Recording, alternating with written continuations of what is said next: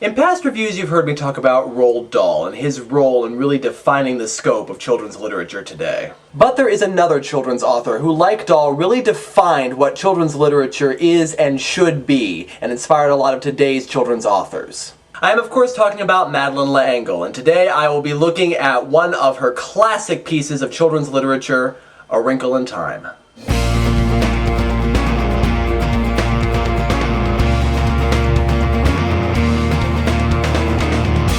It's honestly hard to say why I like this book so much. I read it as a kid, and I think most of us did too, and people love it. It's a classic story. I mean, obviously it has well-developed characters, an intriguing premise, and an interesting and unique look at the universe. But when you think about it, the plot is actually a fairly simple one. It's good versus evil, and evil is defeated due to the power of love. It's a story that we've read many, many times. So why is this one so special?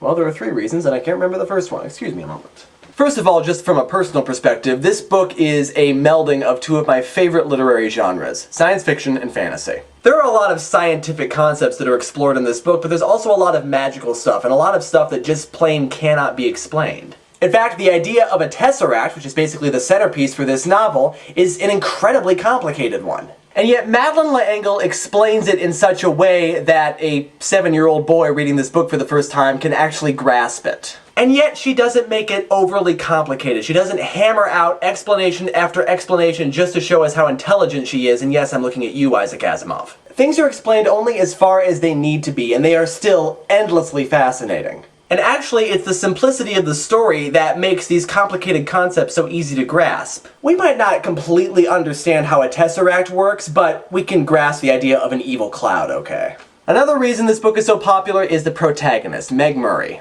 Meg is every insecure 11-year-old girl who is told that she's not good enough, smart enough, pretty enough, whatever. She has so much in her that readers can relate to, and yet she is still a unique and interesting character, and her growth in this story is phenomenal. She starts off as kind of a bystander, almost like somebody who got swept into this journey by accident. The other two kids in the story, Charles Wallace, her brother, and Calvin, the neighbor boy, are both extremely intelligent people who have a little bit of a better understanding of what's going on.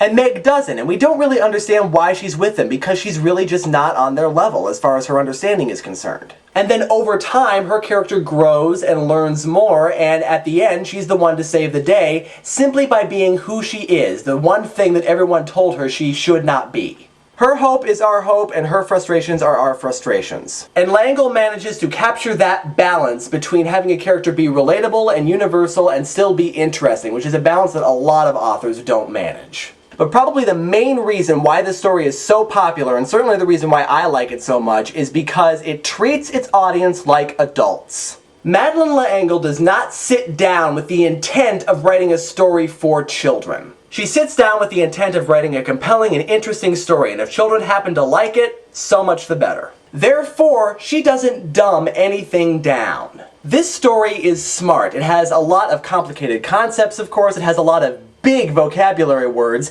and it has a lot of references to great works of literature like Shakespeare and also great philosophers. Madeleine L'Engle's philosophy for children's literature is basically, if a kid comes across a word or a concept that he doesn't understand, he can damn well look it up and learn something. Plus, even though the story is simple, the issues it addresses are not, and the line between good and evil is not always clear-cut. Evil doesn't always have a horrible, dark, monstrous face, and yes, I'm looking at you, Disney movie. Sometimes the face of evil is nothing more than a blank, apathetic stare.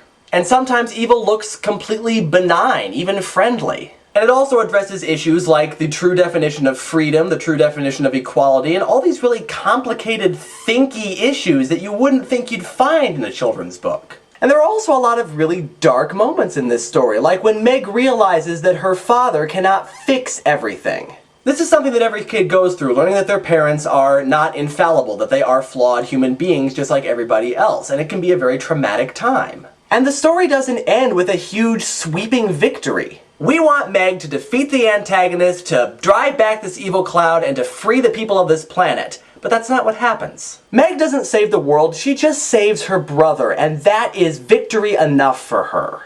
It's a small victory, but it's still a victory. It doesn't have to have a Disney-fied ending, and yes, I am once again looking at you, Disney movie. The book directly addresses these issues and doesn't shirk away from them. It treats us like intelligent, thinking adults, and that is why we love it so much. More children's literature needs to be like this. I cannot emphasize that enough. Kids are smart, and they can handle it. And so if you couldn't tell by now, yes, A Wrinkle in Time is still a favorite. It's a classic piece of literature. It deserves to be a classic piece of literature, and I hope it remains on many, many children's bookshelves for a long, long time. And from the sublime to the ridiculous, we now go to the next book on the favorites list, which is Jennifer Murdley's Toad by Bruce Coville. I'm caught up now. Yay. Bye, everyone.